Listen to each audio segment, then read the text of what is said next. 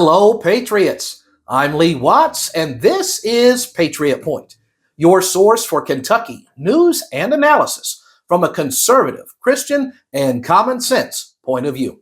Well, we are getting incredibly close to the election day. Do you realize after this episode, there's only two more Patriot Points, and then we will be at Election Day. Of course, everybody's eyes are on the governor race. There's been a few gubernatorial debates and a few more to come up, but I do not see these debates playing a major role in the outcome of the election.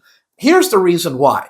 It's in a primary election, when you're going against somebody from your own party, a debate's helpful to decide, well, which one of these two people who have a lot of similar positions would be the better choice. But in a general election, you've got one guy who's a radical leftist going against a guy who's a conservative.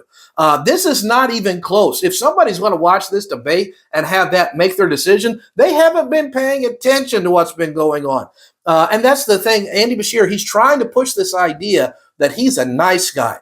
Everybody keep this in mind. Andy Beshear is not a nice guy. He is a very mean guy. Let's do a little reminder for everybody real quick. Remember, during the lockdowns, he refused to even meet with or talk to the legislature. He didn't want anybody's opinion or input, and he wanted to rule as a king by command, one-man show without anybody having any say. And then when he sent the state troopers out on Easter Sunday with those little notices where he wrote down people's license plates, remember, on those notices, it said that those Christians who went to church will be facing 1 year in jail for defying Andy Beshear. And we had to get a federal court to stop him from doing that. Andy Beshear would have thrown Christians in jail for a year just for defying his commands. He's not a nice guy, despite all of the propaganda he's trying to push for that. But I do not see in these debates, they're both experienced politicians, anybody making any kind of major mistake that would really move the needle either way. Anything's possible, but highly unlikely. But we have to think that we have what are called down-ballot races. That's all of the other statewide elected offices. And I've had several people contacting me over the last few weeks saying, Mr. Watts, we don't even know who's running for these different offices. Can you tell us about who it is and a little bit about them? So that's what we're going to be doing this week, and maybe it'll help you make your decision. Some people might think, well, hey, Lee Watts, he's just going to vote all the Republicans. No, he's not. So we'll show you who I'm not going to be voting for, who's a Republican, in this very episode. So make sure you stay tuned. First of all, let's talk about the race for Attorney General. On the Republican side, you have a guy by the name of Mr. Russell Coleman. Now, he has served on the federal level as a U.S. prosecutor, has very conservative positions, and he is the one that I will be voting for in this particular race. He's going against a woman by the name of Pamela Stevenson. And she used to be a former representative in the Kentucky State Legislature. And this person is a radical, screaming leftist. And I mean that quite literally. You want to look her up on YouTube, and you will see there's repeated speeches where she is just literally screaming at the other legislators this radical leftist agenda. So this was a very easy decision. I'll be voting for Mr. Coleman on this particular race. Let's look at the Commissioner of Agriculture position. This, on the Republican side, is a man by the name of Mr. Jonathan Schell, and he is a farmer by trade. He is a former state representative and actually served as the floor leader of the Kentucky House of Representatives. He's really pushing this idea, I've heard him say many times, food, faith, and family. That's really his focus. And I can say it's genuine. I've known Mr. Schell for years, and when his little girl accepted Christ as her Savior, he texted me that night. He wasn't even in office or seeking office at the time, and we wrote back and forth just how happy he was as a father that his little girl had come to know Christ. So I can tell you that as far as that goes, that part of his faith is indeed genuine. He'll be facing the Democrat challenger, which is a Miss Saria Enlow, and she has served as an economic development consultant. Personally, I'm really thinking when you got somebody running for Commissioner of Agriculture, I think I want a farmer in that particular job. And the chances of the Democrat winning are incredibly low. In fact, if you want to look up in Kentucky's history, it's been more than 20 years since a Democrat has actually held that position. And I don't think they're about to hold it in the next election. Now let's look at the Secretary of State position. On the Republican side, you have a guy by the name of Michael Adams. This guy really ought to come with a warning label, in my way. I will not be voting for Mr. Adams, even though he is the Republican. Now, don't think I'm going to be voting for the Democrat either. I'll tell you about that in a second. Do you realize the Secretary of State's main job is to make sure that our elections are run properly, we have good voter turnout. During the 2022 elections, we had some of the worst percentage of voter turnouts that we've had in Kentucky's history. Guys not doing a good job at it. I've run multiple different Patriot Point episodes. You can look for these different thumbnails where I show you where this guy's been involved in criminal activities, where he's been insulting Kentuckians, insulting his fellow Republicans, and then has the audacity to come out and ask for your vote. Now, his Democratic opponent is a fellow by the name of Charles Wheatley. He is a former state representative, and one of the things he's pushing for is he wants to have 2 weeks of early voting. Now, you might think that would make him different from Michael Adams. Well, not so much.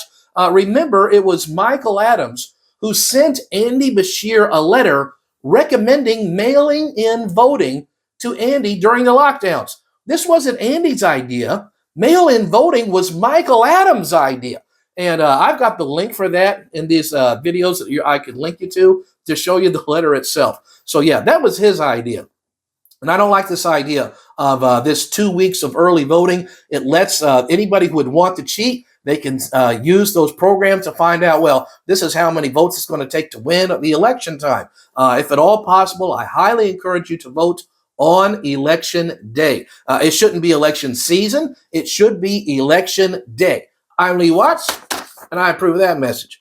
So I'm not going to be voting for the Democrat pushing all of these leftist ideas, but I can't vote for this guy who's a rhino either. I am both sick and tired, as my mother would have said, of these rhinos thinking that they're just entitled to our votes when they're pushing the same type of ideas that the Democrats are, such as this mail-in voting that Michael Adams did. So I will not be voting for him in this election. I'm going to do a write-in for this one. So you always should vote for somebody. I will not be voting for the Republican Michael Adams. Of course, I can't bring myself to vote for the Democrat, so I will be doing a write-in on this one, and I encourage everybody else to do that as well. Let's look at the position of state treasurer. The two people for this, first of all, is a Mr. Mark Metcalf. He is the Republican seeking the office. The Democrat is a fellow by the name of Michael Bowman. Now, they had a debate on KET here a while ago, and Michael Bowman was really pushing hard and heavy, the Democrat, that if he was in charge of the Treasury and doing business for Kentucky as its chief financial officer there, that really he thinks that we should really use ESG, which is what is called environmental social governance. And that's where you get an unelected group of people deciding your score as a company based on how you do with environmental issues and how you do what Mr. Bowman called being socially responsible. What that means is how closely do you comply with the radical leftist agenda, and how much do you push that and force that upon your customers and employees? Well, Mr. Metcalf came out and amazingly, he opposes that. Good for him. And so this ESG that the Democrats are pushing, incredibly evil idea. It's something the communists over in China do to help control the companies, and the Democrats here are using that to push their radical leftist agenda. So I will most certainly be voting for Mr. Metcalf in this. I've met the man, had a very good first impression. He's as yet untried at a state level office. But I will give him the benefit of the doubt, and we'll be watching what he does if he hopefully wins that office. And then finally, the last statewide elected office we have is the position of the state auditor. And the auditor's job is simply in the title. Their job is to audit all of the books of state government to find out if the money is being spent properly, and to call out anybody who's not been doing it and recommend prosecution to the Attorney General or other proper authorities. The Republican seeking this office is a Miss Allison Ball. Now, you might recognize her name because she has served as the Kentucky State Treasurer for the past 2 terms. But now she's seeking the position of auditor. So on the other side, she was issuing the checks, and now she's going to be making sure that all the money's been spent properly. On the other side is a lady by the name of Kimberly Reeder. Looked into some of her donations. She's been getting quite a lot of money from California and New York. some radical leftist states there indeed. And again, a big difference between these two is the Democrat is pushing this ESG radical social agenda, and Miss Ball is pushing against that. So these are some of the people who are running for office. And I want to tell you one more story, that's something I happen to know about Miss Allison Ball. Back when she was in school, I forget if it was middle school or high school, she was a member of the Latin Club and said, you know what, Kentucky doesn't have a Latin motto. And a lot of states do. So she went to her state representative and she says, hey, I think we should have a Latin motto. And the Latin motto she proposed is, if I pronounce it correctly, forgive me if I do not, Dio graturum habenemus, which means let us be grateful to God. And so she proposed that. The state representative said, young lady, if you'll write it up, I will sponsor this bill. She did. He sponsored it, and it has become law, and that is the official motto of the official Latin motto of the state of Kentucky, was because Allison Ball, as a student, said, I think it should be one that says, let us be grateful to God.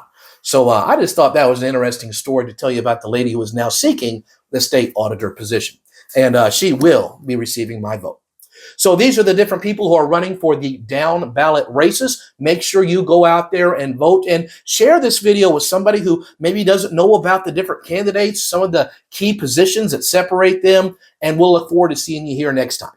And until next week, I'm Lee Watts for Patriot Point, reminding you that liberty is not a spectator sport.